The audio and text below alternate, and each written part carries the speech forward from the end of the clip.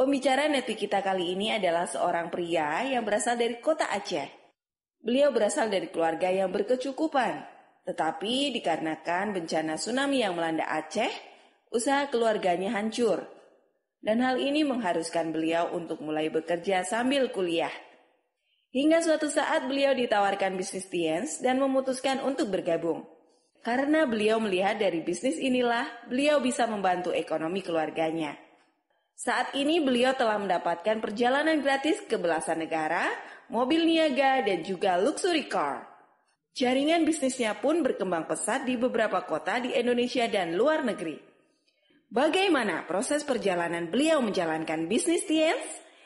Inilah success story dari Miftah. Perkenalkan Bapak Ibu, nama saya Miftah, saya asli dari Aceh.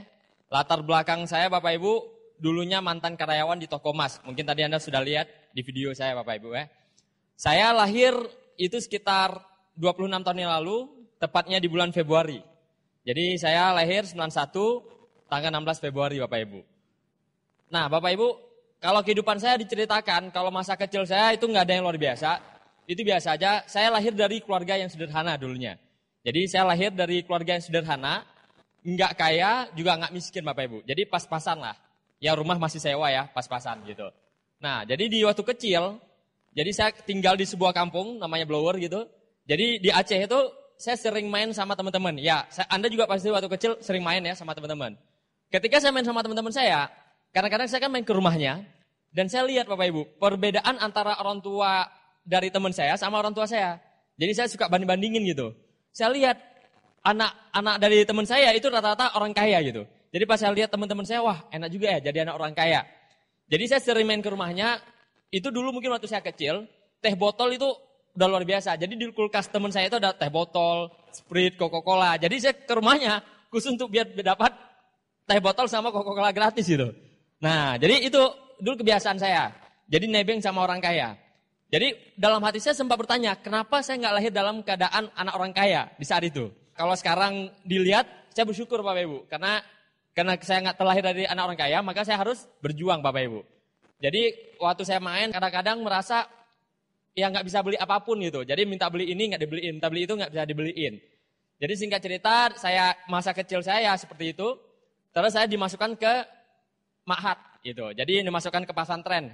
Jadi waktu di pesantren itu di SMP Bapak Ibu ya. Ya mungkin di sini Anda ada beberapa yang sekolah asrama gitu. Namanya anak asrama itu enaknya Bapak Ibu. Jadi kaya miskin udah nggak ada bedanya lagi. Makannya sama gitu kan. Jadi kalau anak orang kaya mau misalnya dia kaya kalipun ya paling dibawain snack gitu. Tapi waktu di dapurnya sama-sama makan tempe, sama-sama makan tahu. Jadi saya bersyukur gitu. Jadi anak orang kaya nggak kelihatan. Saya yang hidupnya pas-pasan juga biasa-biasa aja gitu. Jadi waktu di Ma'had saya banyak belajar itu tentang leadership. Jadi bagaimana cara bertanggung jawab terhadap diri sendiri. Jadi dari kelas 1 SMP saya udah mandiri, cuci baju sendiri.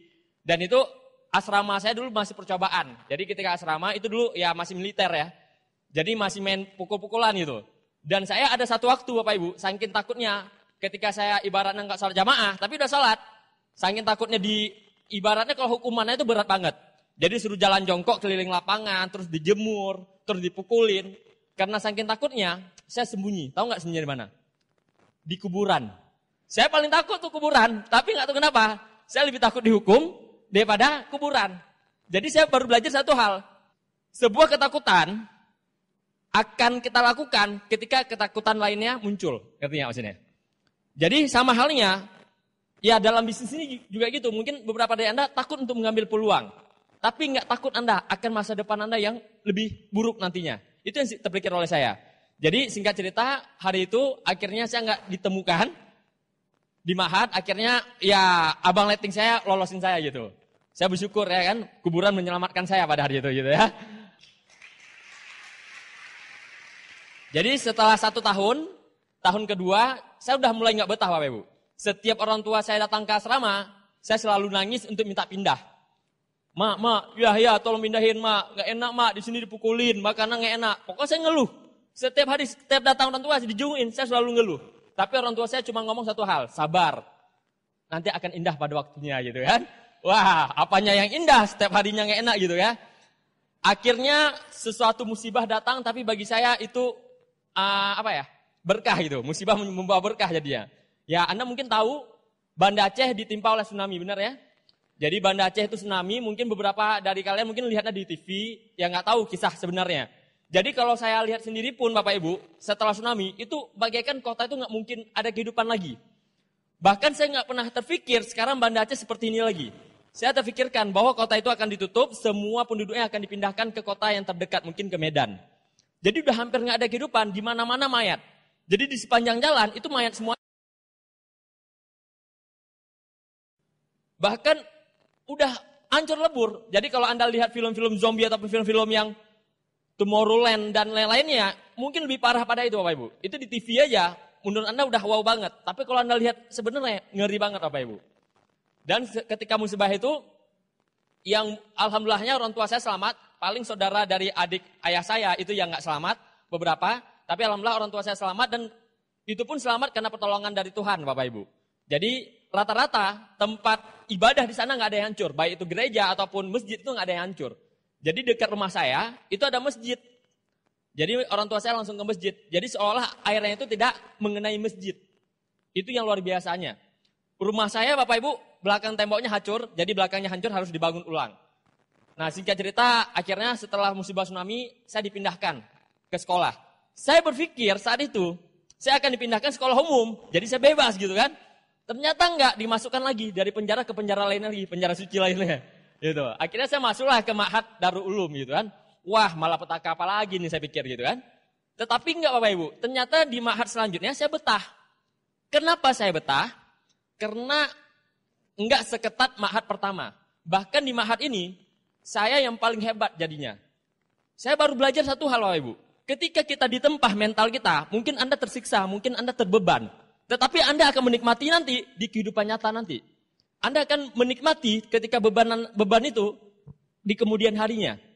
Jadi singkat cerita, saya kelas 2 SMP. Jadi kan itu banyak bule datang. Karena kasih bantuan ya ke setiap sekolah. Karena sekolah Darul Ulum itu juga hancur. Nah akhirnya ketika bule itu datang, itu translatornya saya. Jadi saya kelas 2 SMP, translator bahasa Inggrisnya saya. Nggak dipakai yang kelas di SMA-nya. Bahkan ketika ada debat kontes, jadi debat bahasa Inggris, saya kelas 2 SMP bisa ngalahin yang kelas 3 SMA. Dan disitulah saya belajar. Ya, disitulah saya belajar. Waktu dulu di Ma'had sebelumnya, saya biasa-biasa banget. Saya nggak terasa bahwasannya emang pendidikannya itu emang ekstrim, tapi itu mental saya jadi bagus. Bahasa saya jadi bagus. Dan saya menikmati itu ketika dimasukkan ke Ma'had yang lainnya gitu. Jadi dari situ saya bersyukur. Wah, untungnya dulu pernah susah-susahnya. Dulu untungnya dulu diperketat hukumannya. Jadi saya bahasa Inggris, bahasa Arab setiap hari. Takut karena ibaratnya hukuman gitu kan. Nah, jadi dari situ saya belajar ternyata apa yang membuat kita sengsara di kemudian hari itu akan membawa berkah kepada kitanya gitu.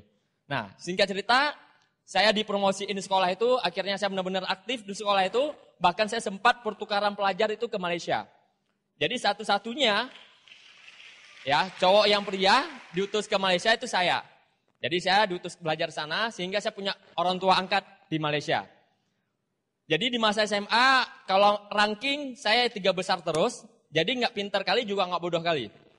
Jadi biasanya yang saya perhatikan, biasanya yang ranking 1, itu terlalu menonton sama buku, jadi nggak bisa kreatif. Biasanya ya, nggak terlalu kreatif. Tapi kalau misalnya ranking 3, 4, 5, itu biasanya dia bisa menyibukkan dengan hal-hal lain juga. Jadi saya aktif, plus nggak bodoh kali gitu. Jadi saya sering dipakai. Bahkan yang ranking 1 nggak dibawa ke Malaysianya, saya nggak tahu kenapa gitu. Nah makanya kadang-kadang saya pernah baca sebuah buku, banyak orang nggak sukses itu pinternya bukan pada tempatnya. Maksudnya apa? Pinter tuh nggak dibutuhkan di bidang luaran, ngerti nggak maksudnya? Jadi Anda kalau pinter boleh, tapi jangan terlalu pinter di bidang yang nggak terlalu dibutuhkan di luaran. Itu dia. Oke, dari SMA akhirnya saya lulus, saya mulai masuk kuliah ya, saya tes kuliah. Yang herannya saya Bapak Ibu, bahasa Inggris saya kan tadi top ya, wis.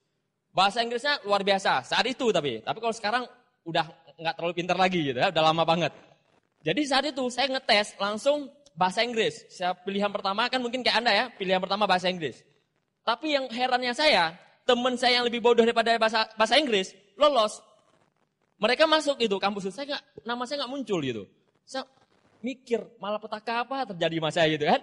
Saya pintar bahasa Inggris, tapi kenapa saya nggak dilulusin gitu kan di kampus itu. Selanjutnya akan ada gelombang berikutnya, betul ya. Ya kalau mungkin di masa saya itu namanya jalur mandiri. Nah gelombang berikutnya, saya tes lagi, bahkan saya tes ekonomi, jurusan-jurusan lainnya, nama saya juga nggak muncul. Wah saya udah mulai stres tuh Bapak Ibu. Udah mulai stres dan ada gelombang yang ketiga Bapak Ibu.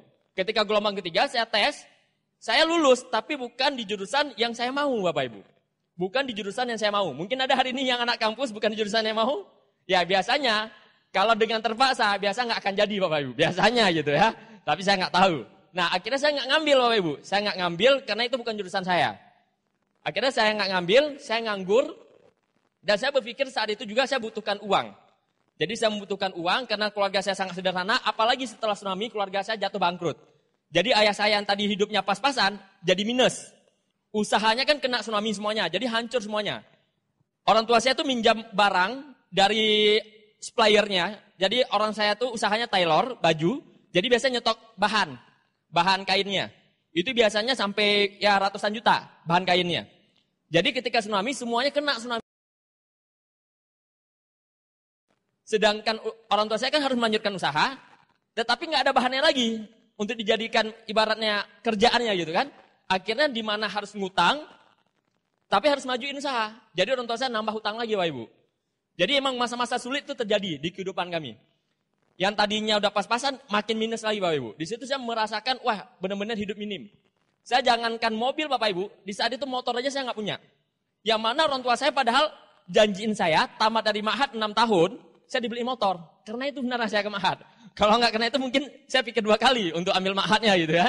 Walaupun sekarang saya bersyukur. Jadinya ya saya ada pengingat lah untuk agamanya gitu. Tapi saat itu saya menyesal gitu. Nah, jadi orang tua saya janjiin saya beli motor tapi nggak dibeliin. Motornya nggak dibeliin. Karena ya tapi saya memahami. Karena ekonomi keluarga saya sangat parah saat itu. Dan saya memutuskan untuk bekerja. Dan disitulah saya memikirkan betapa capeknya untuk bekerja. Jadi saya bekerja sama orang, pergi pagi, pulang sore. Jadi saya pergi pagi, kalau Anda lihat di toko emas ya, saya jaga toko Bapak Ibu. Jadi Senin sampai dengan Minggu, jadi nggak ada libur-liburnya. Jadi Senin sampai dengan Minggu, pagi sore. Jadi kalau dicepatin, pas saya buka toko, seperti orang fitness. Itu. Jadi buka toko, tutup toko, buka toko, tutup toko ya, seperti itu setiap hari. Jadi pergi pagi, pulang sore. Tidur, pergi pagi, pulang sore. Seperti itu, kayak robot jadinya. Mungkin ada hari ini yang Anda ngalamin? Ya, bagi saya hidup saya seperti saat itu seperti kelelawar. Kenapa seperti kelelawar? Karena saya hidupnya cuma malam. Pagi sampai sore saya kerja. Malam kadang-kadang udah capek tidur. Jadi saya berpikir, nggak ada perbedaannya saya sama robot gitu. Tugas robot apa? Membuat manusia untuk lebih gampang dalam pekerjaan, betul nggak? Itu tugas robot, mesin. Mesin itu kan memudahkan pekerjaan manusia. Jadi kalau seandainya saya memudahkan pekerjaan bos saya, berarti saya robot yang baterainya itu nasi, gitu ya. Kalau robot kan baterai sama baterai. Saya robot, baterainya nasi. Bahkan saat itu saya berpikir, saya lebih rendah daripada robot. Kenapa? Kalau robot dipasangin baterainya sama si bosnya. Saya dikasih sendiri, pasang sendiri. Saat itu gitu kan. Iya juga ya. Jadi saya berpikir, kalau saya teruskan, hidup saya akan terus begini gitu. Nah singkat cerita Bapak Ibu, ada telepon masuk itu dari seorang cewek. Dulunya saya sempat suka sih sama cewek ini gitu ya. Wih. Ya, jadi pas telepon itu saya langsung ngangkat itu kan. Suaranya dari itu pada baru bangun tidur. Langsung saya gitu kan. Halo, ya kan? Ya kan?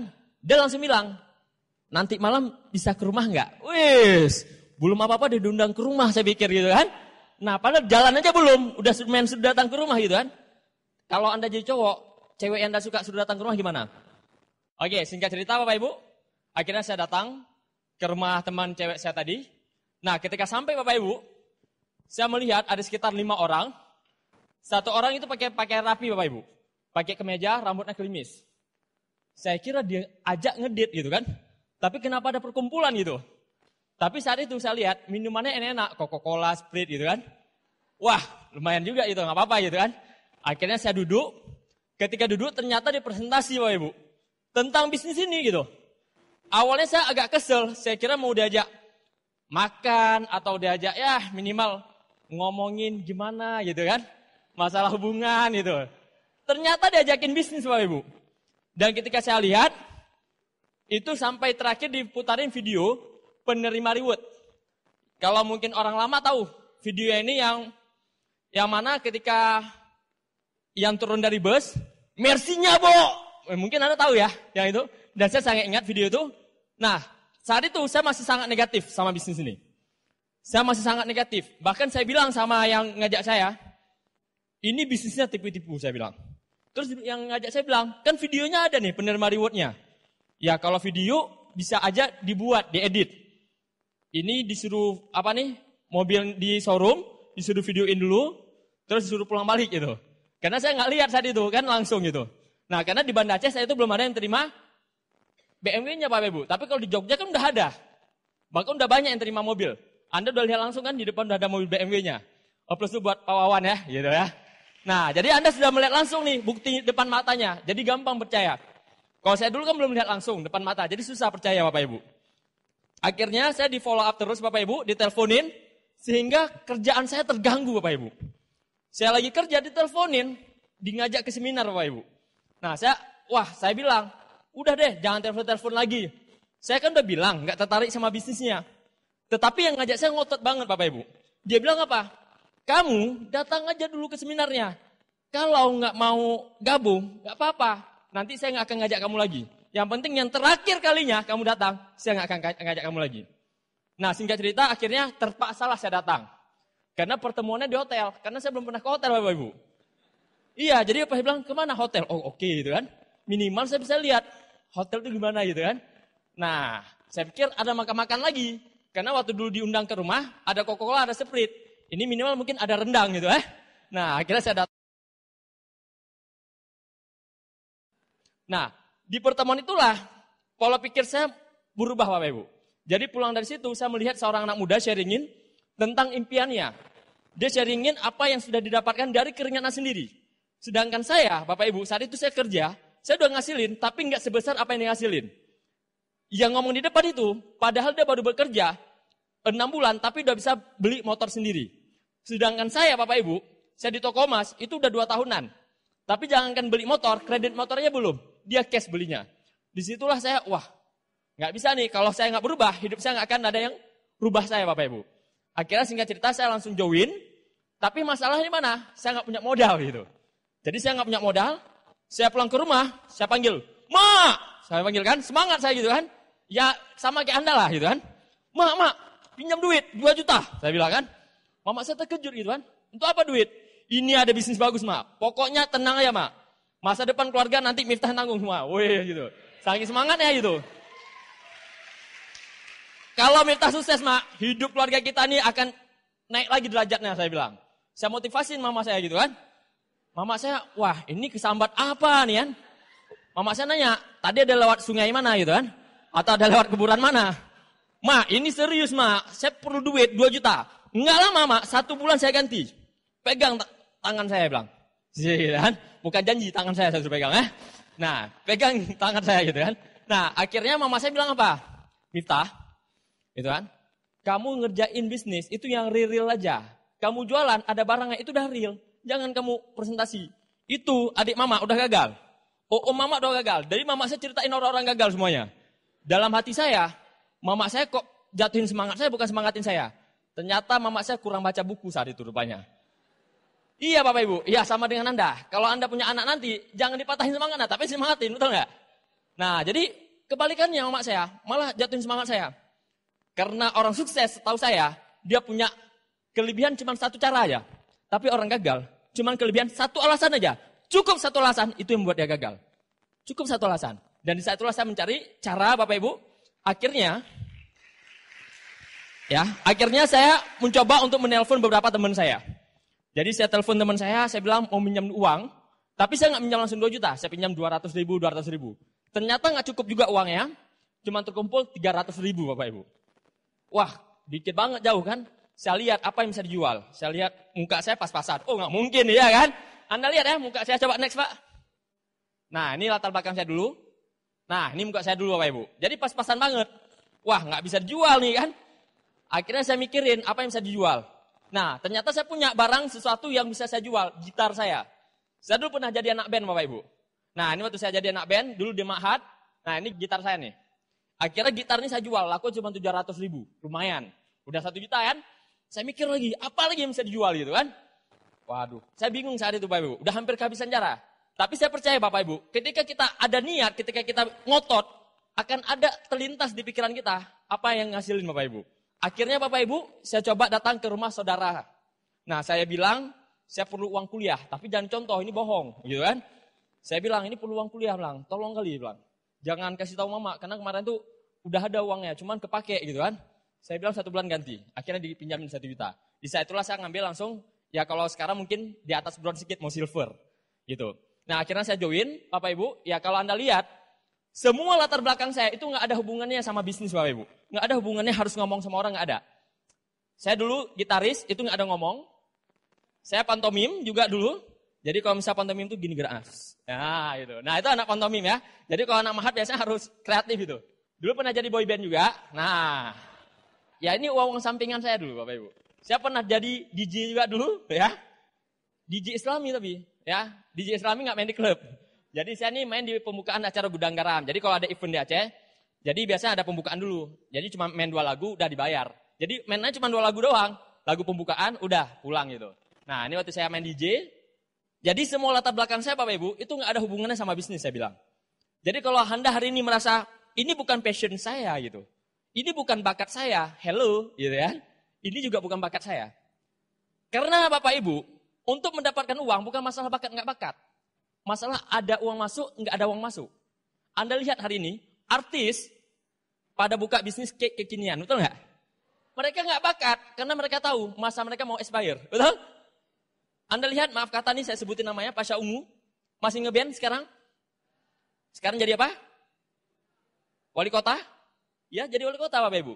Jadi sesuatu Bapak Ibu yang Anda suka, ketika uangnya nggak cukup, Anda akan cari yang lain.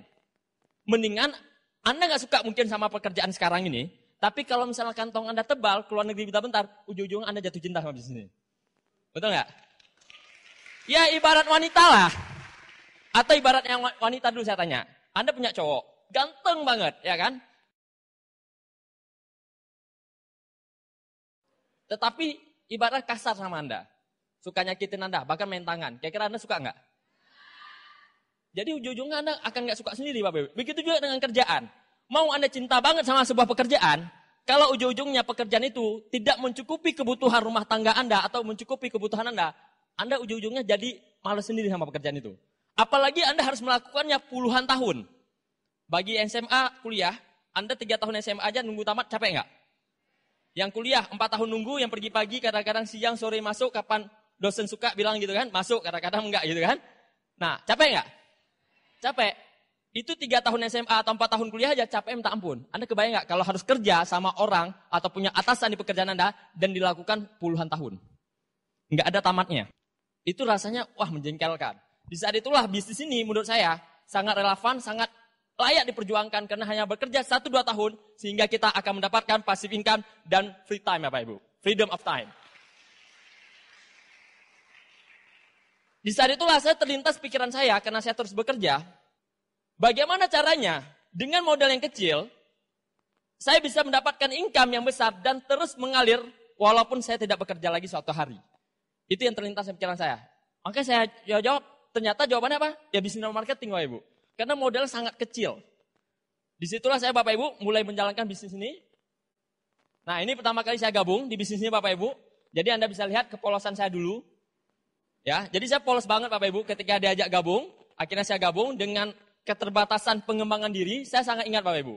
Pertama kali saya naik panggung, itu keringatnya nggak karuan Bapak Ibu. Kalau seandainya tisu mungkin nggak bisa. Kalau baju diperas, itu keringat saya semua Bapak Ibu. Itu keringatan, saya ingat banget. Dan kaki saya bergoyang, bukan karena musik Bapak Ibu. Kalau tadi kan bergoyang kena musik, ini kena grogi Bapak Ibu. Bahkan saya masih punya videonya dulu. Gitu. Jadi Anda yang hari ini baru bergabung, coba Anda rekam pertama kali Anda presentasi, baik itu home meeting, one-on-one, ataupun di atas panggung. Pasti beda banget dengan nanti Andanya. Nah, ini pas di pertemuan, jadi saya di awal enak di bisnis ini, kita dibantuin. Kalau di luaran, kita kerja disuruh-suruh, betul nggak? Di bisnis ini, Anda kerja dibantuin, gaji besar. Di luaran disuruh-suruh, gaji kecil, nggak dikasih libur, harus ambil cuti. Di sini dibantuin, gaji besar, baru gabung, udah disuruh ke India, baru gabung disuruh ke Hongkong, enak nggak? Makanya saya kadang-kadang mikir aneh gitu kan. Yang pilihan nggak enak diambil, pilihan yang enak ditolak gitu. cek dulu itu kan. Mungkin ada yang kurang sehat itu. Nah, pertanyaan saya simpel Bapak Ibu. Pak Wawan yang kurang sehat aja bisa berpikir positif. Anda yang sehat hari ini nggak bisa berpikir positif. Aneh gitu. Nah, terus ini pas perjuangan-perjuangan saya. Jadi kalau Anda lihat Bapak Ibu di bisnis ini, ya sama. Kita semuanya pasti harus berjuang. Setuju nggak? Tapi perjuangannya Bapak Ibu itu semua sementara. Dulunya Bapak Ibu, saya cuma punya motor dan itu punya orang tua saya. Saya sangat ingat perjuangan saya Bapak Ibu. Saya itu berjuang dari nol. Jangan ke mobil dulu Bapak Ibu, motor aja nggak punya Bapak Ibu. Seringkali Bapak Ibu, saya diremehin sama orang lain gitu. Bahkan seringnya saya naik angkot karena ini punya motor mama saya. Jadi kalau mama saya nggak kerja, baru saya kerja. Apa pekerjaan mama saya? Mama saya Bapak Ibu, itu ngambil baju dari toko orang, itu kreditkan. Dari rumah ke rumah. Dia tawarkan dari rumah ke rumah. Dan terkadang saya menemani beliau, saya melihat penolakan beliau Bapak Ibu. Beliau ditolak oleh orang lain. Kadang-kadang orang memaki beliau. Kadang-kadang ketika beliau nagih hutangnya, mama saya dimarahin. Dan itu depan mata saya Bapak Ibu. Di saat itulah saya tahu Bapak Ibu, orang tua kita berjuang itu demi kita habis-habisan Bapak Ibu. Kenapa kita sebagai anak Bapak Ibu, enggak sanggup berjuang hanya dengan presentasi Bapak Ibu. Buka banting tulang. Kita hanya ngomong, kita hanya bercerita Bapak Ibu. Apa yang susahnya? Nah saat itu dengan motornya Ibu Bapak Ibu, saya pergi kemana-mana. Saya pergi pagi, pulang pagi Bapak Ibu. Dengan motornya Bapak Ibu. Nah akhirnya Bapak Ibu, ada uang sedikit saya tutup. Biar saya nggak diajakin. Daripada dia bilang, ih cowok kok naik Ferrari warna pink gitu kan. Lekong ya gitu kan. Susah juga ya kan. Capcus bok katanya kan. Wah susah juga. Akhirnya saya tutup Bapak Ibu. Karena belum sanggup ganti motor. Jadi belum sanggup ganti motor, saya stikerin Bapak Ibu. Nah, kadang-kadang Bapak Ibu, saya juga tertidur Bapak Ibu di warung kopi orang. Karena kecapean Bapak Ibu. Dan ini yang fotoin dolen saya Bapak Ibu. Beralaskan helm biar empuk sedikit kepalanya kan gitu kan. Dan ini saya lakukan Bapak Ibu setiap harinya. Nah ini saya temanin salah satu dolen saya presentasi dari kota ke kota lain Bapak Ibu. Kita menempuh jarak berjam-jam Bapak Ibu. Dan saya sangat ingat perjuangan pertama saya ini Bapak Ibu. Karena di perjuangan pertama saya ini, ketika saya ngembang keluar kota, ban bocor, dompet saya hilang.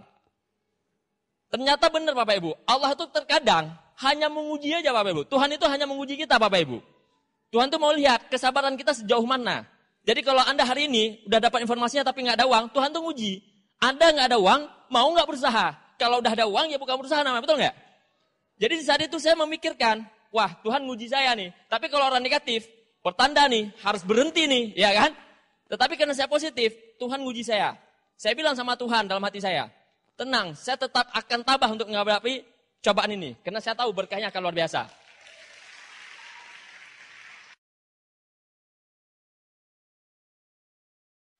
Dan Bapak Ibu, saya juga dulu sangat kekurangan uang. Bahkan hampir setiap malam Bapak Ibu, hampir setiap malam, dan saya sangat ingat nih Bapak Ibu. Hampir setiap malam, saya minta nasi lebih dari warung anggota saya Bapak Ibu. Jadi saya untuk makan aja dulu Bapak Ibu, itu susah Bapak Ibu. Saya untuk makan aja, dulu Bapak Ibu harus ngutang. Nah saya sangat ingat momen-momen itu Bapak Ibu, ketika saya ngutang, padahal cuma 7.000 padahal. Tapi saya bilang, Bang, bisa ngutang nggak Bang?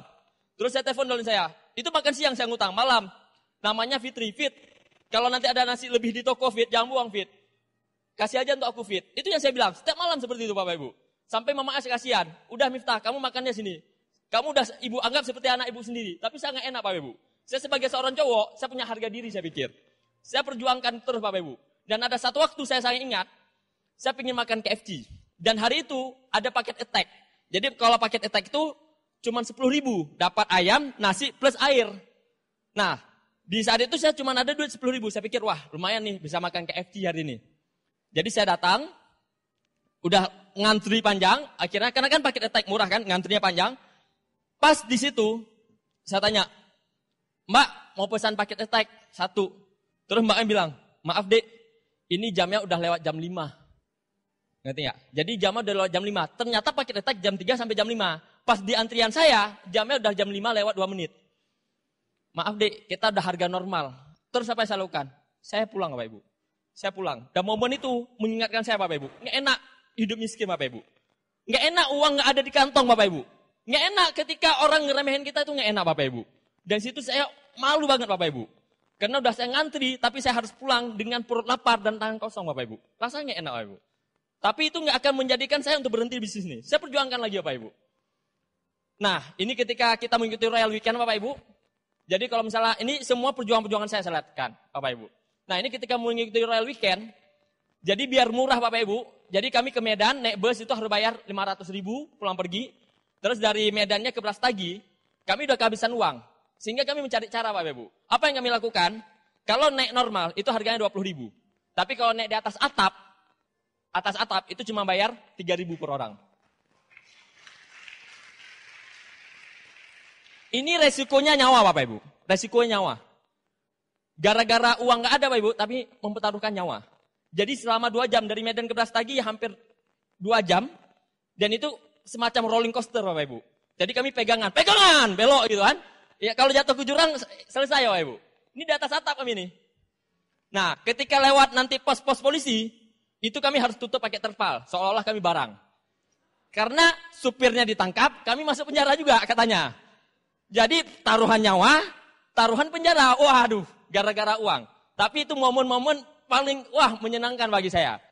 Kalau saya ingat momen ini, saya bisa senyum sendiri. Dan hari ini udah Bronze Lion, ini sekarang udah bintang 8, dan ini juga Bronze Lion, dan dia juga penerima cash 5.000 kemarin, peringkatnya ambasador sekarang, baru beli rumah seharga 700 juta Bapak Ibu.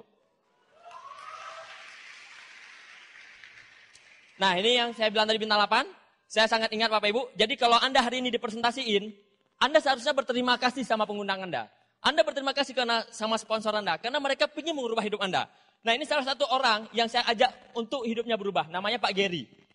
Saya sangat ingat, coba Anda perhatikan fotonya. Dulu, kurus, ceking, hitam, betul ya? Udah kurus, ceking, hitam, tapi Anda lihat perubahan sekarang. Ini sekarang Bapak Ibu. Hanya dalam 7 bulan, dia bisa beli mobil sendiri Bapak Ibu. 7 bulan, dia bisa beli mobil sendiri. Penghasilannya sekarang belasan juta, udah ke Paris, udah ke Jerman, udah ke Malaysia, udah lebih dari 10 negara Bapak Ibu. Sekali lagi, Anda lihat fotonya dulu. Bukan siapa-siapa. Tapi sekarang menjadi orang sangat luar biasa Bapak Ibu. Inilah hebat bisnis ini. Bukan siapa-siapa. Tapi sekarang menjadi orang sangat luar biasa Bapak Ibu. Inilah hebat bisnis ini. Bukan kitanya sukses, kita juga membantu orang yang sukses. Kalau seandainya Bapak Ibu, ada pekerjaan luar, bisa sama-sama sukses, saya udah keluar hari ini juga Bapak Ibu. Karena tujuan saya sekarang ini bukan uang lagi. Bagi saya uang ini udah sangat cukup, jujur saya bilang. Tapi tujuan saya, bagaimana saya hari ini berguna bagi dunia saya dan juga berguna bagi akhirat saya Bapak Ibu.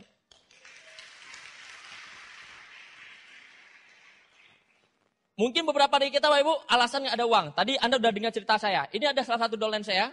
Beliau sampai jual emas pernikahannya untuk perjuangan. Dan alhamdulillah hari ini Bapak Ibu beliau udah bintang 6, udah penghasilannya udah lebih dari 5 juta. Beliau ini kerjanya apa? Jualan sayur di pasar Bu, Bapak Ibu. Jam 3 pagi itu udah bangun untuk jualan. Tapi hari ini Bapak Ibu beliau nggak harus bangun jam 3 lagi Bapak Ibu. Dengan menjalankan bisnis ini. Jadi orang-orang seperti inilah yang kita tolong Bapak Ibu. Jadi niat Anda itu hanya menolong orang lain. Sangat simpel untuk sukses ini. Menolong orang sebanyak mungkin kesuksesan yang datang kepada Anda. Ini sedikit perubahan. Nah, ini orang yang ngajak saya tadi. Jadi saya sangat berterima kasih sama beliau. Jadi beliau ini bukan upline bagi saya. Tapi abang iya, seorang ayah iya, seorang teman iya, seorang sahabat. Beliaulah yang merubah mental saya yang dulunya 0. Yang dulunya saya seorang pemalu. Yang dulunya saya seorang yang sangat pesimis sama hidup saya sendiri Bapak Ibu. Tapi beliau yang membuat sekarang ini sangat positif Bapak Ibu. Plus sekali lagi buat upline saya, Bapak M. Iwan Saputra. Ini perubahannya, Anda bisa lihat before afternya sangat jelas. Benar nggak Bapak Ibu ya? Ya, ini before-nya, ini afternya. Seandainya hari itu, detik itu saya nggak gabung, saya nggak tahu apa yang terjadi sama hidup saya sekarang. Yang pastinya saya masih kerja sama orang, pergi pagi pulang sore dengan gaji cuma 1.200.000 Bapak Ibu. Nah, ini Anda kenal pasti yang tadi ngomong dari mana? Kepala geleng-gelengnya. Ya, ini Bapak Beno Bapak Ibu ya. Nah, jadi Pak Beno ini pulang kampung kemarin ya ke India gitu ya. Ya. Jadi Pak Beno ini Bapak Ibu luar biasa Bapak Ibu. Saya sangat banyak belajar dari beliau. Apalagi cara beliau membangun hubungannya dengan downline-nya. Jadi saya kerasa seperti sekali lagi bukan sebagai upline downline, tapi seorang abang gitu. Jadi bagaikan abang, saya paling nyaman kalau curhat sama beliau gitu. Sepertinya beliau bisa buka job sampingan gitu kan, bio curhat gitu nanti ya. Nah itu nyaman banget saya Bapak Ibu. Nah ini ketika kita konferensi di China, jadi ketika di China Bapak Ibu, itu Pak Beno nerima reward. Pak Beno ngomong sama saya, Miftah, hari ini hari kemenangan saya. Pastikan tahun depan itu hari kemenanganmu, dan saya percaya kamu bisa. Dan saya percaya hari itu Bapak Ibu sama Pak Beno, dan itulah membuat saya tahun berikutnya saya terima Bapak Ibu. Nah, jadi pas Pak Beno terima luxury car, saya terima mobil niaga saya. Jadi bisnis tinggal ngantri. Tahun berikutnya saya terima luxury car saya Bapak Ibu.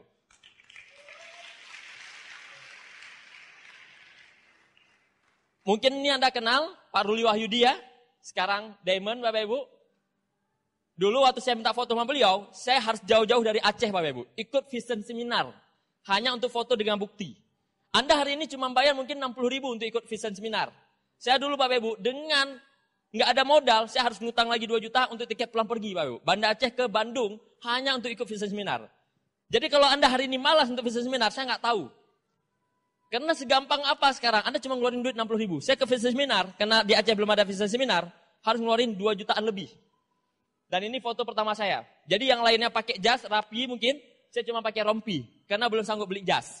Karena ini saya baru mengawali bisnis 3 bulan. Tapi karena visi, saya ngutang lagi Pak Ibu. Untuk belajar ke Bandung. Dan saat itu saya foto depan Mercy Pak Ruli. Pak Ruli cuma ngomong 2 kata. Miftah, hari ini saya sudah terima Mercy.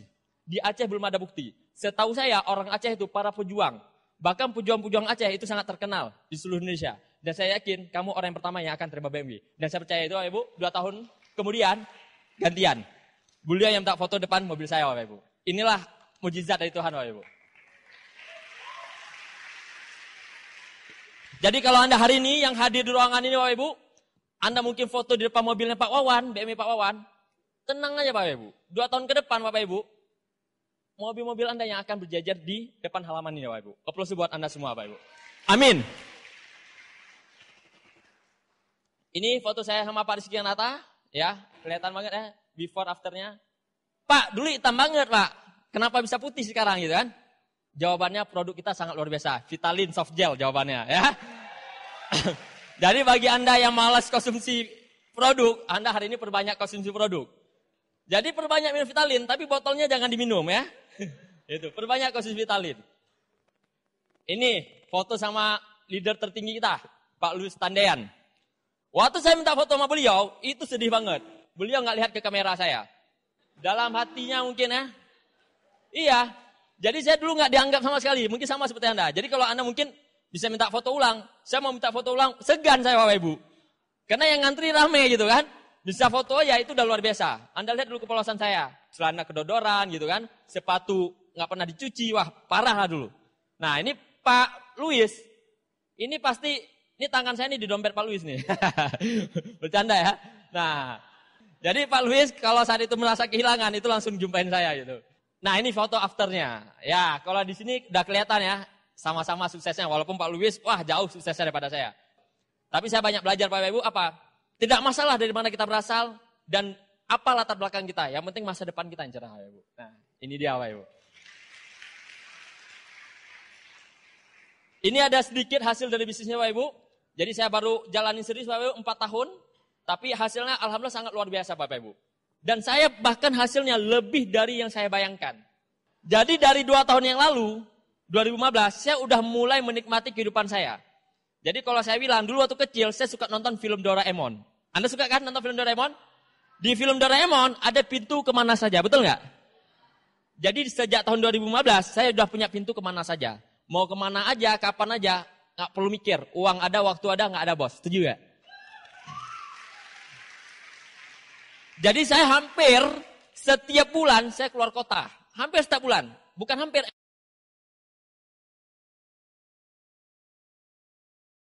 Itu 2015 Pak Ibu. Jangan tanya 2017 lah ya. Nah, jadi mobil nggak perlu beli. Jadi kalau misalnya uang tadi kesimpan sendiri. Karena mobil dikasih. Jadi ini mobil niaga pertama saya, yang tadinya naik motor pinjaman mama saya, Vario warna pink. Jadi hari ini kalau ada alasan, Pak saya nggak ada motor, sama. Pak saya nggak ada motor, justru itu Anda nggak punya motor, Anda berjuang. Biar Anda terima mobil juga, dan ini mobilnya. Ya lumayan, mobil pertama saya dari jalan kaki, naik mobil yang harganya 300 jutaan. Lumayan ya. Ya, mobil pertama saya Honda Freed. Nah ini dalamnya, karena mobil sendiri bebas dong, mau diapain aja, betul nggak? Mau dipasang bulu ya kan? Ya, mobil saya emang agak unik Bapak Ibu. Ya maklum, kalau cowok mobil itu rumah kedua, setuju nggak? Ya yang cowok kan tahu, mobil itu rumah kedua. Jadi saya sering Bapak Ibu Kalau dulu kan ketiduran warung kopi. Jadi saya kalau udah ngantuk banget, parkir di warung kopi, tiduran di mobil. Karena bangku yang kosong itu, yang tengah saya kosongin, jadi bisa kasur. Jadi lupa saya foto yang tengahnya. Jadi tengah itu plong. Jadi bisa dibawa kasur. Jadi saya kalau keluar kota kadang-kadang tidur di mobil. Tinggal hidupin AC doang, jadi enak banget. Jadi dari bonus saya kumpulin, saya bisa beli ruko. Dan ini sekarang saya jadiin stoki saya. Dari ngutang, dari dulu ngutang, jual gitar, jual apa yang ada, pengorbanan saya nggak akan sia-sia. Hari ini bahkan udah ada yang minta 1,2 M toko saya. Karena kebetulan yang punya toko sebelah saya itu showroom, dia mau perlebar showroomnya. Jadi dia minta beli kemarin. Dia ke kantor saya bilang, mau jual nggak? Saya beli 1,2 M. Saya cuma ngomong 2 hal. Kayaknya saya belum perlu duit deh. Yang ada aja belum sempat habis gitu. Jadi sorry saya bilang. Ya. Nah ini sekarang saya jadiin kantor saya gitu. Ya kebetulan nggak perlu duit, tapi kalau perlu duit tinggal jual aja, kan aman ya. Jadi kalau Anda hari ini masih muda, punya uang, jangan beli yang nggak perlu lah. Beli aset, karena aset akan naik terus-terusan Bapak Ibu. Nah ini liburan-liburan dari bisnis ini Bapak Ibu. Nah ini di Bali, terus ini di Malaysia, ini di Singapura. Ini pertama kali saya ke Cina. Jadi seperti saya bilang tadi, kalau di luaran kerja setahun aja, cuti aja susah. Di sini baru gabung 4 bulan, udah disuruh ke Cina. Muka masih polosnya disuruh ke Cina. Hampir dikirain saya TKW Cina gitu kan, TKI Cina. Ya, dikirain tenaga kerjanya gitu. Polos banget kena, baru 4 bulan gabung. Nah ini yang kedua kali yang saya ke Cina, itu bisa bawa belasan anggota saya. Jadi bisnis ini senangnya ketika kita lihat orang gak pernah keluar negeri, tiba-tiba udah keluar negeri. Dia bilang, Pak makasih ya, karena Bapak saya alhamdulillah hari ini dari luar negeri. Wah, itu rasa nikmat banget. Seperti kata Pak Sugeng tadi. Kenikmatan sesungguhnya bukan ketika sukses kitanya Bapak Ibu. Tapi ketika bisa melihat orang-orang di bawah kita bantu untuk sukses juga Bapak Ibu. Itu kenikmatan sesungguhnya. Ini waktu ke Cina musim dingin. Jadi Bapak Ibu saya udah pernah musim panas ke Cina. Ya, musim semi, musim dingin. Yang belum musim kawin aja ke Cina ya. Jadi udah semua musim Bapak Ibu. Saya udah 4 kali ke Cina sampai bosan Bapak Ibu. Nah ini ke Thailand. Jadi fasilitas kalau misalnya perusahaan kita bawa jalan-jalan, hotelnya bintang 5. Terus restorannya bintang 5. Jadi sambil makan, itu di kapalnya jalan. Wah, kalau lagunya lagu Celine Dion, kerasa kayak film Titanic itu. Wih, nikmat banget Bapak Ibu. Inilah fasilitas yang dikasih oleh perusahaan kita. Nah, apalagi waktu nonton Muay Thai ditemanin oleh dua si cantik ini ya gitu ya. Oke, kita next. Nah, ini waktu di Bali. Ini Pak Gary dulu, kalau Pak Gary nggak ikut saya di bisnis ini mungkin fotonya mungkin di Pantai Aceh terus Bapak Ibu. Tapi sekarang kami kalau ke Bali mungkin udah bosan ya. Kalau di Aceh mahal, mungkin dari Jogja nggak mahal. Karena di Aceh tiketnya bisa 2 juta, pulang pergi 4 juta. Jadi bagi kami ke Bali itu udah wah keren kalau dari Acehnya gitu. Nah saya kalau ke Bali udah sering banget, setahun bisa 3 kali sekarang nih. Ini salah satu tempat favorit saya. Nah ini waktu saya di Hong Kong. Bagi yang tadi tembus Hong Kong, kita kasih selamat buat yang tembus Hong Kong. Sampai jumpa di Hong Kong sekali lagi. Jadi Bapak Ibu, saya udah pernah ke Hong Kong, disuruh ke Hong Kong lagi nih. Bingung kan? Dulu waktu belum sukses dari mana? Dari Hong Kong. Saya bilang, sekarang udah 2 kali loh ke Hong Kong, saya bilang gitu ya. Nah, bentar lagi berangkat lagi saya ke Hong Kong. Nah, ini waktu saya di Vietnam. Jadi waktu di Vietnam, alhamdulillah saya bisa bawa 3 orang adik kandung saya. Saya telepon adik saya, Dek, abang butuh bantuan nih. Gitu kan? Adik saya tanya, butuh bantuan apa bang? Tolong dong, habisin uang abang, kita keluar negeri. Ya, gitu kan? Jadi 3 orang adik kandung saya, itu saya ajak keluar negeri. Yang satunya cewek ini, dia hari ini selesai UAN, besok berangkat. Bang, kalau ada kelas tambahan kayak mana? Gak apa-apa, nanti kita buat surat sakit saya bilang sama gurunya. Terus kawan-kawannya pada bilang kan, Ki enak keluar negeri, anak orang kaya. Tahu gak dibalas SMS sama adik saya? Aku bukan anak orang kaya, aku adik orang kaya. Wih, itu lebih nikmat Bapak Ibu ya, adik orang kaya. Itu kata-katanya mahal Bapak Ibu. Itulah membuat saya ketagihan untuk menyenangkan keluarga saya Bapak Ibu. Kalau nggak ada halangan Bapak Ibu, Februari nanti saya umrahkan 1 keluarga. Amin. Ya, kalau ada rezeki panjang, umur panjang ya Bapak Ibu ya. Nah, ini waktu di Paris 2015. Jadi ke Paris juga ada 2 kali Bapak Ibu. Dulu saya pingin ke Paris pas nonton filmnya Laskar. Yang episode 2 kan itu syutingnya di Paris. Di situlah saya pingin, wah kayak enak nih di Paris gitu. Jadi saya pingin banget ke Paris, tapi alhamdulillah sekarang udah bosan ke Parisnya ya. Gitu. Nah ini yang pertama kali. Nah ini di Louvre, di Monaco sama di Nice Prancis. Ini waktu di Spanyol, kita nonton bola langsung. Jadi dulu Bapak Ibu ketika ada bola, kalau saya ada presentasi, saya lebih pilih presentasi Bapak Ibu. Dan saat itulah saya menikmati apa yang orang lain nggak nikmati. Orang lain nontonnya di TV, saya nontonnya live. Ya, ini ATM vs Barca, live kita nonton, Bapak Ibu. Ini di Barcelona, ini di Madrid, ini di Valencia. Ini seharusnya video tapi nggak keputar ya. Nah, ini yang nggak enaknya kalau masih jomblo ya. Ini fotonya nyesek banget itu ya. Yang lainnya baru nikah, honeymoonnya ke luar negeri. Saya Bapak Ibu sendiri Bapak Ibu ya. Meratapi nasib. Ya, mendingan jomblo ke luar negeri pada jomblo di Jogja terus ya nggak? Iyalah. Itu lebih menyedihkan Bapak Ibu. Ya. Kalau udah jomblo miskin, nah itu lebih menyedihkan Bapak Ibu. Ya nggak apa-apa kalau jomblo udah ke luar negeri gitu ya. Oke. Nah, ini waktu saya bawa keluarga saya jalan-jalan ke Bali Bapak Ibu. Jadi saya sangat menikmati quality time saya bersama keluarga saya Bapak Ibu. Karena yang lebih mahal daripada uang adalah quality time. Karena waktu Bapak Ibu itu nggak akan kembali. Waktu nggak bisa dibeli Bapak Ibu. Dan saya sangat menikmati nih perjalanan ini. Ada sebuah video, mungkin kalau saya putar agak kelamaan, dan itu saya melihat foto itu agak lucu. Ketika ayah saya ke laut, tapi pakaiannya itu seperti harus ke mall itu. Jadi ayah saya ini nggak pernah menikmati masa-masa tuanya. Jadi di saat itulah saya ada rezeki, yuk ke Bali sama-sama. Nah, bahkan nenek saya bawa juga. Karena kakek dua-dua nggak ada, nenek satu udah nggak ada dari ayah, tinggal nenek dari mama saya. Jadi nenek dari mama saya bilang, nenek mau ikut nggak? Nenek nggak ada uang. Kan Miftah nggak minta uang. Miftah cuma tanya, nenek mau ikut nggak? Ya kalau diajak sih mau gitu kan. Ya udah, ayo bilang kan. Jadi saya pesanin tiket, akhirnya kita berangkat. Bahkan nenek saya bilang sama saya, Miftah, nenek terharu. Anak nenek aja, anak nenek saya berarti termasuk mama saya. Belum ada yang ajak nenek jalan-jalan keluar kota. Belum ada. Kamu cucu nenek, tapi kamu udah bawa nenek jalan-jalan. Itu bagi saya mahal loh Ibu. Dan itulah buat saya hari ini langsung terus berjuang di bisnis Bapak Ibu. Karena pengen lihat senyuman-senyuman mereka lagi Bapak Ibu. Nah ini waktu di Jerman. Nah ini waktu terima mobil. Saya sangat bangga Bapak Ibu. Di panggung kemenangan saya Bapak Ibu. Saya bisa membawa orang tua saya ke panggung saya Bapak Ibu. Ini mama saya, ini ayah saya. Jadi ada nikmatnya juga, belum nikah gitu kan. Jadi bawa orang tua dulu gitu kan. Nanti pas terima villa baru bawa istri. Jadi dua-dua sempat merasakan ya gitu kan. Orang tua sempat rasakan. Tapi kan kalau udah nikah, plus udah punya orang tua kan harus beli salah satu. Betul nggak? Ya kan? Bawa istri ke panggung atau bawa orang tua. Jadi nggak apa-apa. Jadi biar sama-sama bisa nikmatin. Hari ini udah terima luxury car. Insya Allah mungkin ya beberapa tahun lagi terima villa. Dan saya bisa bawa istri saya ke panggung kemenangan saya. Amin.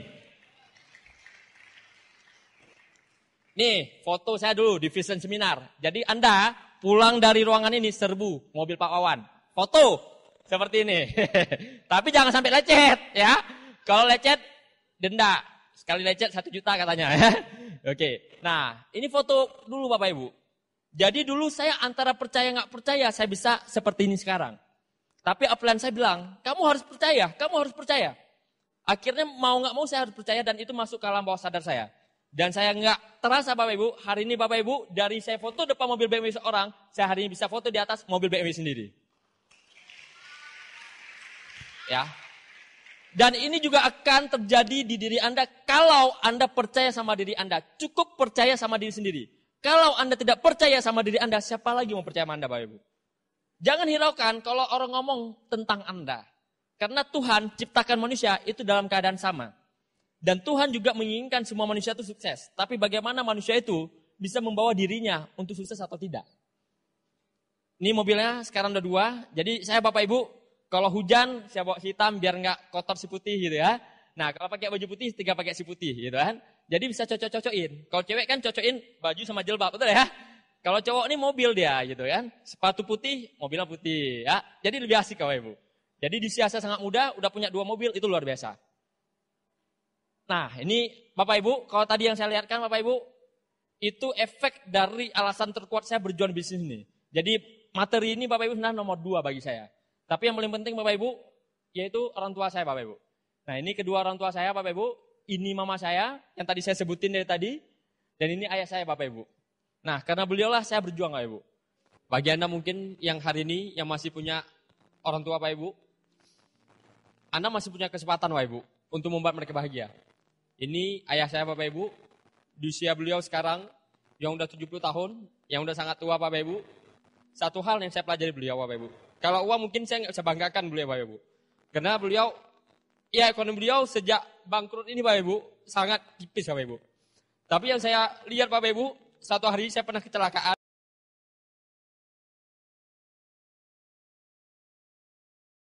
Karena mobil saya tabrakan itu laga kambing. Dan sehingga saya pingsan. Dan saya harus diopname selama berbulan-bulan di rumah sakit. Dan perut ini dibelah. Di situ saya menjadi seorang bayi lagi Bapak Ibu. Dan tanpa satu detik pun ayah saya meninggalkan saya.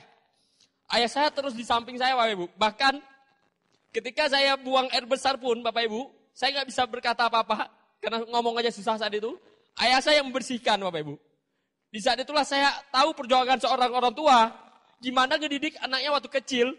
Gimana ngebersihin. Mungkin ngejaga dia dari seekor nyamuk. Harus bergadang malam. Harus terbangun. Gantiin popok. Di saat itulah mungkin Allah menyadarkan saya. Yang kamu cari bukan uang dari orang tua kamu. Kalau dulu pernah nyesal saya Bapak Ibu.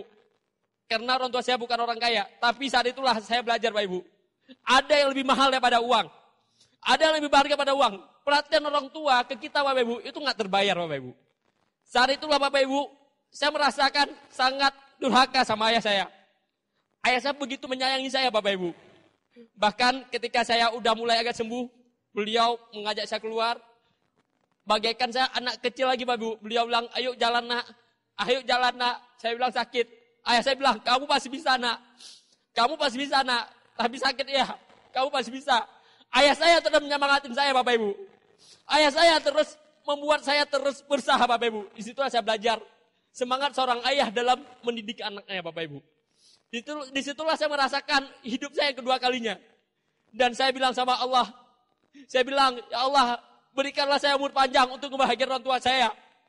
Saya tahu perjuangan mereka itu begitu sulit untuk membesarkan saya. Berikan saya waktu untuk membuat mereka bahagia, membuat mereka tersenyum. Dan suatu hari Bapak Ibu, orang tua saya juga dilanda sakit, dan hari itu harus dioperasi. Kalau seandainya saya nggak ada uang Bapak Ibu, di hari itu, mungkin saya harus gedor pintu rumah saudara saya, untuk minta pinjam uang. Saya mungkin harus pinjam uang untuk operasi ayah saya. Tapi karena mungkin posisi saya sekarang udah jadi silver lion, saya nggak kesulitan uang lagi. Sehingga saya bilang, yang paling penting kesembuhan ayah. Uang bisa dicari lagi, berapapun biaya operasi ayah, Miftah akan biayain ya.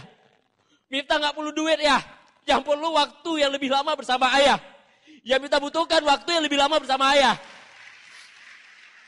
Saya bilang sama saya, udah ya pakai aja uang Miftah. Yang penting ayah sembuh dulu. Berobat tempat terbaik. Langsung saya antarkan ke Penang saat itu Bapak Ibu. Saya bilang, jangan pakai JKA ya. Kita ada uang ya. Udah pakai fasilitas terbaik. Yang penting ayah sembuh dulu. Inilah ayah saya Bapak Ibu. Saya sangat berterima kasih lahir sebagai anak beliau. Plus dulu buat orang tua saya Bapak Ibu.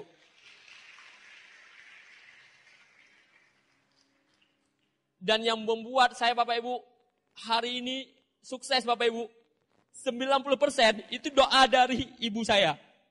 Saya sangat sering lihat mama saya nangis, sholat tahajud, sholat duha. Itu hanya menyebut nama saya. Bahkan mama saya sempat bilang, mungkin gak ada orang tua lain yang berdoa itu lebih kuat daripada mama. Saya bilang, iya mah, Miftah tahu. Karena Miftah diam-diam juga melihat mama sholat. Berdoa mama saya itu bisa sampai 1 jam Bapak Ibu. Mama saya berdoa bisa sampai 1 jam. Dan itu demi saya Bapak Ibu. Jadi hari ini kesuksesan saya, itu bukan hasil kerja keras saya Bapak Ibu. Tapi melainkan dari doanya beliau. Dari tahajudnya beliau dalam mendoakan saya Bapak Ibu. Maka saya bilang, sebenarnya hari ini harusnya mama saya di samping saya. Saya ngajak mama mau ke Jogja nggak? Mama saya udah pingin banget ke Jogja.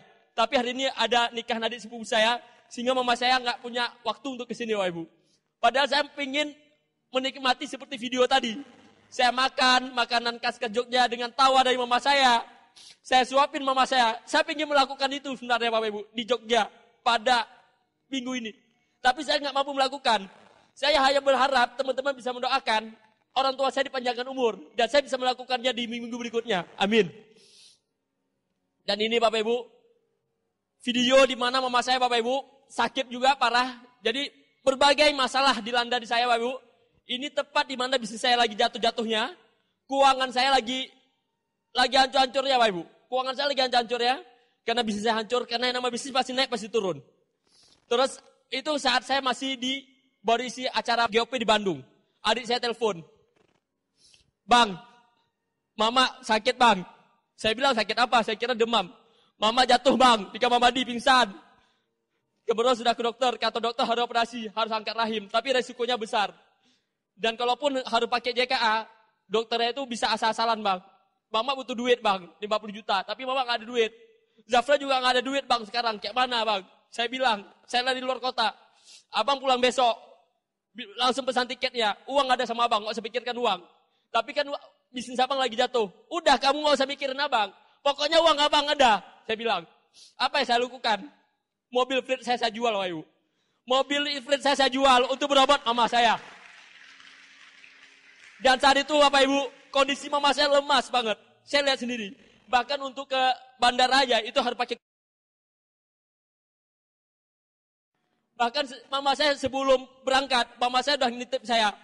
Nanti kalau seandainya mama dipanggil, kalau seandainya mama meninggal, adik kamu jadi imam, kamu yang ngomong, minta maaf sama saudara-saudara kamu. Mama saya ngomong itu, dan itu saya enggak, ketika mama saya ngomong itu, ya Allah, panjangkanlah umur orang tua saya, ya Allah. Jangan cabut nyawa mereka, karena saya belum sempat membahayakan mereka, ya Allah. Dan saya bilang mama saya, mama nggak usah mikir macam-macam, mah.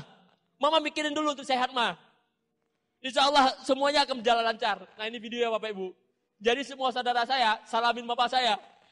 Saya nggak tega Bapak Ibu, lihat mama saya sakit seperti ini Bapak Ibu. Mama saya begitu lemas Bapak Ibu. Tapi alhamdulillah rezekinya sekarang Bapak Ibu, saya bisa membuat mama saya sehat kembali Bapak Ibu. Nah, alhamdulillah Bapak Ibu, umur orang tua saya panjang. Tepat di hari ulang tahun mama saya Bapak Ibu, tepat di hari ulang tahun mama saya bisa memberangkatkan mereka umroh. Dan ini mama sama ayah saya nggak tahu awalnya Bapak Ibu. Saya bilang, Ma datang ke seminar ya. Iya, mama datang. Jadi di detik saya ngomong terakhir, saya minta sama mama saya untuk ke panggung. Ma, hari ini hari ulang tahun mama. Mama ingat kan hari ulang tahun mama? Ingat. Mama saya bilang, mama kira kamu lupa. Enggak, Bah. Sengaja Miftah nggak ngucapin. Miftah mengucapin depan anggota-anggota Miftah. Bahwasannya mama biar tahu, selama ini Miftah berjuang itu bukan untuk Miftah, tapi untuk mama. Miftah berjuang itu untuk bagian mama. Ini mah, ada amplop, mama silakan buka. Ketika dibuka, mama saya langsung meluk saya. Nggak ngomong mama saya. Langsung meluk saya. Sambil meluk saya, mama saya bilang, Mama bangga punya anak kayak kamu. Mama bangga punya anak kayak kamu. Dan satu kata itu sangat berharga bagi saya Bapak Ibu. Kata itu sangat berharga bagi saya. Ketika saya suruh kata-kata sambutan, bahkan mama saya nggak bisa ngomong. Mama saya cuma ngomong satu hal, saya udah pengen umroh belasan tahun. Bahkan saya nggak tahu kalau saya masih ada umur panjang untuk nginjak tanah suci ini, kata mama saya. Tapi hari ini Tuhan nitip rezeki dari anak saya, dan saya insya Allah bulan depan berangkat umroh. Dan ini Bapak Ibu ketika beliau di umroh 2015 Bapak Ibu. Dan itu membuat saya lega banget Bapak Ibu. Apalagi pulang beliau dari umroh, saya langsung jemput ke Medan. Beliau, ayah saya yang biasa nggak pernah peluk saya. Ayah saya orang yang paling tegar. Ayah saya nggak pernah nangis. Ayah saya paling tegar, kuat banget. Yang duluan peluk saya, ayah saya. Miftah, ayah bahagia banget. Bisa nginjak tanah suci. Ayah ibadahnya tenang banget. Ayah merasakan kalau rezeki yang kamu dapat itu benar-benar halal. Karena semua segala urusan selama di sana, semua dimudahin kata ayah saya. Ayah bangga, rezeki yang kamu cari itu benar-benar halal. Itu yang membuat saya begitu senang Bapak Ibu. Itu membuat saya begitu senang Bapak Ibu.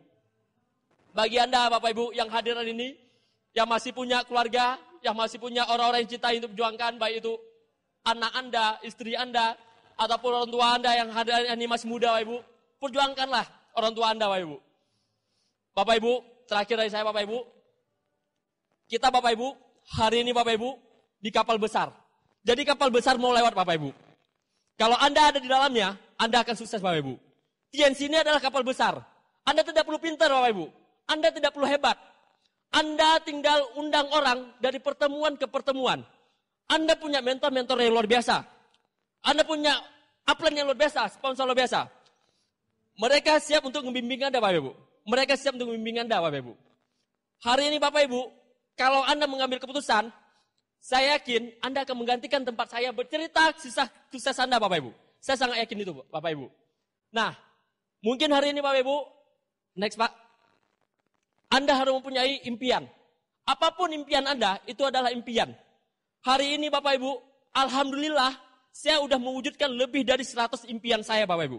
Sudah mewujudkan lebih dari 1 impian saya. Apapun impian Anda, itu adalah impian. Apakah Anda ingin umrah ke orang tua? Anda ingin mempunyai quality time sama keluarga Anda? Anda ingin punya mobil mewah? Itu adalah impian Anda. Tapi saya juga punya yang namanya burning desire. Punya impian yang betul-betul membara. Burning desire adalah semangat emosional yang kita punya untuk mewujudkan impian kita. Hari ini saya tahu Bapak Ibu, Anda punya masalah. Tapi, kalau Anda punya burning desire, 1000 masalah pun, itu tidak akan menggoyahkan Anda Bapak Ibu. Itu tidak akan menggoyahkan Anda. Kalau Anda punya burning desire, 1000 masalah luaran, Anda terasa gampang untuk melewatinya Bapak Ibu. Mark Zuckerberg dulu bukan orang siapa-siapa. Sekarang menjadi orang terkaya dunia. Dengan prinsip Mahatma Gandhi, in a gentle way, we can shake the world. Dengan cara paling lembut, kita bisa menggonjalkan dunia. Apa yang dilakukannya? Dengan visinya Bapak Ibu, dia pulang ke rumah, dia presentasikan 2 orang temannya. Dan 2 orang temannya sekarang menjadi milioner Bapak Ibu. Anda hari ini yang hadir di sini, Anda juga bisa melakukan hal sama. Anda pulang dari sini, Anda presentasikan saudara Anda. Anda presentasikan teman Anda. Bagaimana kalau mereka menolak? Cari lagi. Bagaimana kalau mereka menolak? Cari lagi. Bagaimana kalau mereka menolak?